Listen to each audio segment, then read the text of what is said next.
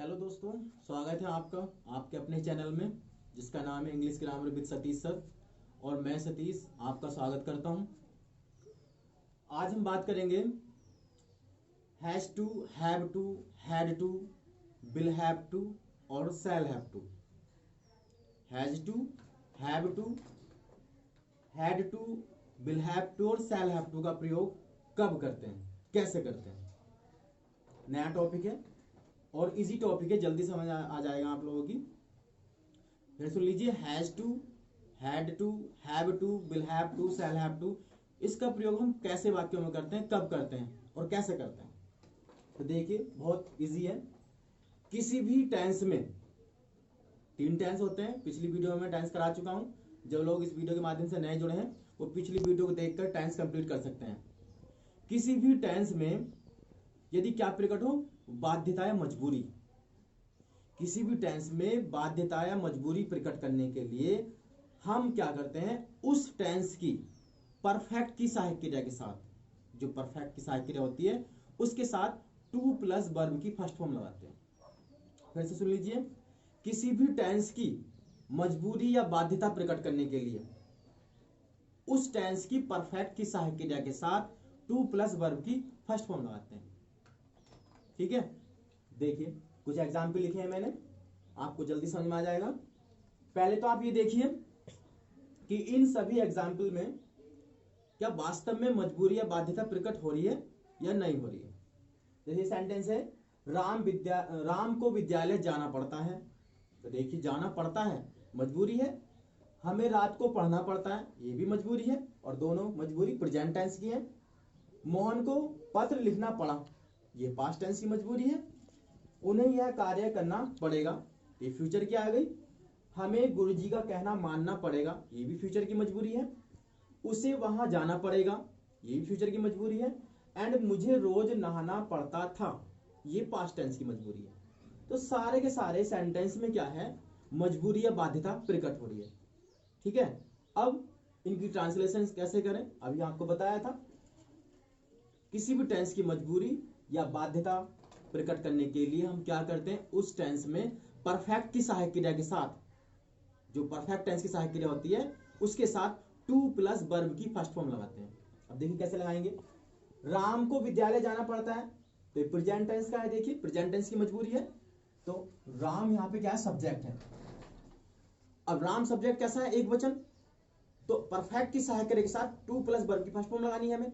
अब perfect tense में क्या होता है, राम के साथ, राम एक वचन है, क्या है की सहायक क्रिया, एक वचन की हैज, क्या है की हैज। राम एक वचन सब्जेक्ट है और प्रेजेंट परफेक्ट में 2 सहायक क्रिया होती है, हैज और हैव। तो राम के साथ क्या आएगी, हैज। और चूंकि इसमें मजबूरी प्रकट हो रही है तो टू प्लस वर्ब की फर्स्ट फॉर्म लगाएंगे। यहां पे टू लगा दिया और वर्ब की फर्स्ट फॉर्म गो। तो राम हैज टू गो। अब कहां जाना पड़ता है, विद्यालय। गो के बाद अपनी तरफ से कराते हैं टू, गति के लिए, go to school. Ram has to go to school. ठीक है, परफेक्ट की सहायक क्रिया के साथ टू प्लस वर्ब की फर्स्ट फॉर्म लगा दी। हमें रात को पढ़ना पड़ता है, यहां पर हमारा सब्जेक्ट है हमें, यानी कि वी, और वी क्या है, बहुवचन है। तो प्रेजेंट परफेक्ट की सहायक क्रिया बहुवचन के साथ क्या आती है, हैव। बहुवचन कर्ता के साथ परफेक्ट टेंस में, प्रेजेंट के परफेक्ट में क्या आती है सहायक क्रिया, हैव। अब टू प्लस वर्ब की फर्स्ट फॉर्म आएंगे, टू। अब फर्स्ट फॉर्म वर्ब की, पढ़ना। वर्ब क्या, पढ़ना। पढ़ने की रीड भी होती है और स्टडी भी होती है। आप रीड भी ला सकते हैं और स्टडी भी लगा सकते हैं। तो बी हैव टू रीड या बी हैव टू स्टडी।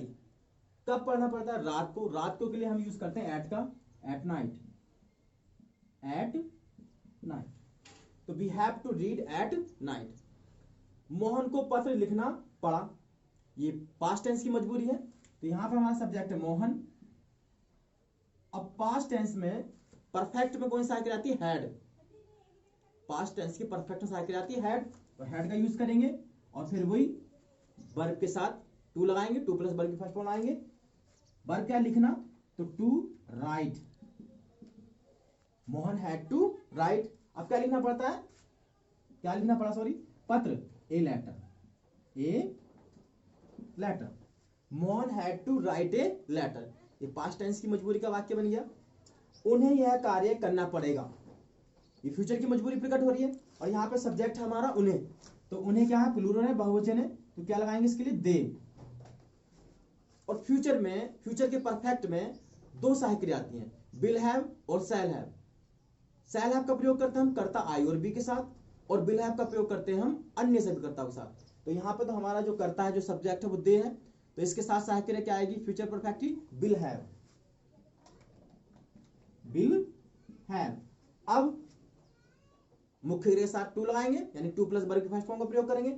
मुख्य क्रिया क्या, करना, मेन वर्ब करना है, तो to do, to do, they will have to do, क्या करना पड़ेगा, यह कार्य, दिस वर्क, दिस वर्क, तो they will have to do this work.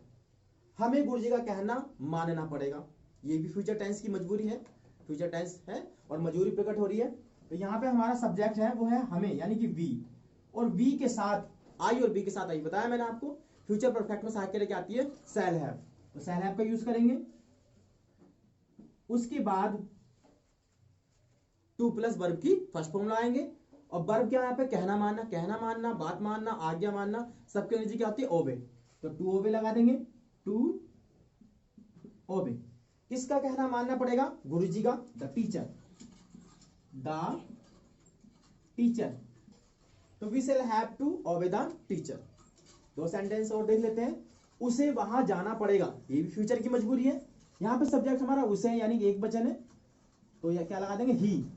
पता नहीं चल रहा हमें लिंग का कि लड़की है लड़का है, तो हम ही लगा देंगे। ऐसी कंडीशन में जब लिंग का पता न चले तो हमें जो है वो पुरुष का ही प्रोनाउन का यूज करना चाहिए, तो ही। अब ही के साथ फ्यूचर परफेक्ट में सहायक क्रिया क्या आएगी, विल हैव, क्योंकि शैल हैव तो आई बी के साथ आती है, तो हमने विल हैव लगा दिया। अब वही टू प्लस वर्ब की फर्स्ट फॉर्म, वर्ब क्या, जाना, तो टू गो, अब कहां जाना होगा, वहां, वहां के लिए क्या लाएंगे, देयर, ठीक है। कुछ लोग कह सकते हैं कि आपने यहाँ तो कहां पे, यहाँ पे सॉरी, यहाँ पे तो गो के साथ टू लगाया, यहाँ पे गो के साथ टू क्यों नहीं लगाया, तो भाई मैं उनसे ये बताना चाहूंगा कि देखिए यहाँ पर स्थान खुला हुआ था, कहाँ जाना है, तो इसलिए टू आया। यहाँ पे स्थान खुला नहीं है, इसलिए यहाँ पे टू गो के साथ नहीं आएगा, ठीक है। मुझे रोज नहाना पड़ता था, ये पास्ट टेंस की मजबूरी है, तो मुझे से करता बन गया आई, और पास्ट टेंस के परफेक्ट में क्या आती है सहायक क्रिया, हैड, प्रत्येक करता है साथ, हैड लगा दिया। अब मुख्य क्रिया के साथ क्या लाएंगे, टू, यानी टू प्लस वर्ब की फर्स्ट फॉर्म। वर्ब क्या हमारी, नहाना, नहाने की दो अंग्रेजी होती है, एक होती है खाली बात और एक होती है टेक बात, कोई सी बुला सकते हैं, तो to take bath, to take bath, रोज के लगा देंगे डेली, तो I had to take bath daily. तो ये था दोस्तों आपका has to, have to, had to, will have to और शैल हैव टू का प्रयोग। तो उम्मीद है कि आपको समझ में आ गया होगा, कोई इतना ज्यादा भारी नहीं है। बस आपको ध्यान में क्या रखना है कि किसी भी टेंस में अगर मजबूरी या बाध्यता प्रकट हो रही है, तो उस टेंस के वाक्य की जब आप ट्रांसलेशन करेंगे तो हम क्या करेंगे, उस टेंस के परफेक्ट की सहायक क्रिया का प्रयोग करेंगे और साथ में टू प्लस वर्ब की फर्स्ट फॉर्म का प्रयोग करेंगे, ठीक है। तो उम्मीद करता हूं कि भाई आपको वीडियो पसंद आई होगी, और अगर वीडियो पसंद आई है तो वीडियो को लाइक कीजिए और हमारे चैनल को सब्सक्राइब कीजिए। Thank you.